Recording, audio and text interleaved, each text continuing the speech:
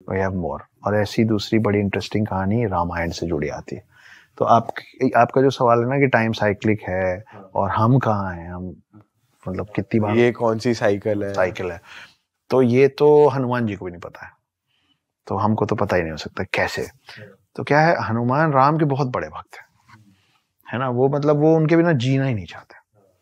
लेकिन जब रामायण खत्म होता है तो राम को तो वापस जाना है विष्णु अवतार में, लेकिन हनुमान जो है वो 7 इमॉर्टल 7 चिरंजीवी में से एक है, तो उनको तो युग में यहीं रुकना है इसी पृथ्वी में। अब ये तो नियति है कि राम को जाना ये भी नियति है और हनुमान को रुकना ये भी नियति है। लेकिन हनुमान इतने बलशाली हैं कि उनको समझाए कौन, वो तो राम के लिए राम से भी लड़ने को तैयार हैं, है ना। तो राम क्या करते हैं कि तो ऐसा इस बार भी हुआ कि त्रेता युग में राम को वापस लौटना था। हनुमान बोले हो ही नहीं सकता प्रभु, या आप यहाँ रहेंगे या मैं आपके साथ चलूंगा, मैं आपकी सेवा करूंगा। तो उन्होंने जमीन पे एक छोटा सा क्रैक बनाया जब हनुमान नहीं देख रहे थे, तो राम ने, और उन्होंने अपनी एक अंगूठी उतारी और उसके अंदर गिरा दी। और राम जी ने बोला कि ओह उप्स, हनुमान हनुमान मेरी अंगूठी गिर गई, प्लीज ले आइए। हनुमान सूक्ष्म रूप में उस क्रैक के अंदर घुस गए। अब वो जाते गए वो पाताल लोक में पहुंच गए।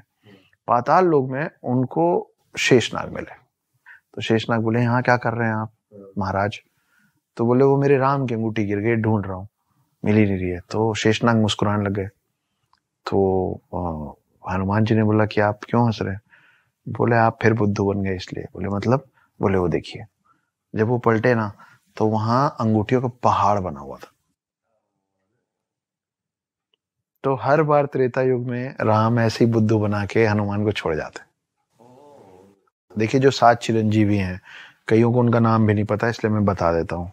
हनुमान, परशुराम, अश्वत्थामा, कृपाचार्य, वेद व्यास जिन्होंने महाभारत लिखी है, रावण का भाई विभीषण, और राजा बलि। बाली सुग्रीव वाला बलि नहीं, राजा बलि सतयुग से आता है, उसकी अपनी कहानी, जिसके चक्कर में विष्णु जी ने वामन अवतार लिया था। ये 7 लोग हैं, ठीक है। तो ये सातों चिरंजीवी हैं, इमॉर्टल्स हैं, है ना। ये जब जब आए तब से अभी। और ये सातों कहाँ अभी मतलब पाताल वो अर्थ पे ही हैं। उसके लिए आपको द हिडन हिंदू पढ़नी पड़ेगी। अच्छा। क्योंकि मेरी कहानी का जो वन लाइनर है वो यही है कि एक आदमी 2020 में पकड़ में आया है जो ये कह रहा है कि मैं देवभूमि भारत में सतयुग से हूं, ना मेरी उम्र बढ़ती है ना मैं मरता हूं। ये एक्चुअली आदमी है।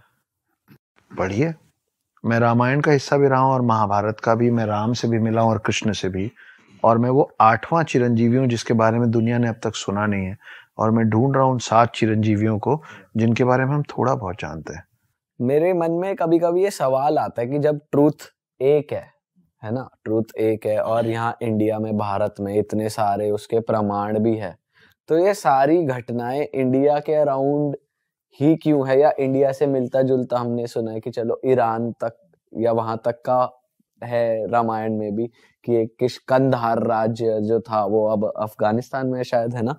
बट मीनवाइल वेस्ट में या दूसरी तरफ हमारे गॉड्स का इतना क्यों नहीं है, या उनकी थिंकिंग हमसे इतनी अलग क्यों है, वो संस्कृत क्यों नहीं बोलते जब पृथ्वी का तत्व एक है, जब देव एक है, सच एक है, तो इतने वो सबकी थ्योरीज इतनी ज्यादा ड्रास्टिकली डिफरेंट क्यों है। देखिए स्पिरिचुअल लेवल ना सबका अलग अलग होता है ना।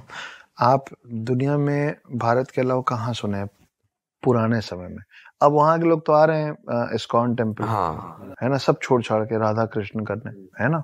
कई लोग सदगुरु जी के पास आ रहे हैं, उसके पहले अनगिनत लोग ओशो के पास आ गए थे, है ना, सब त्याग के।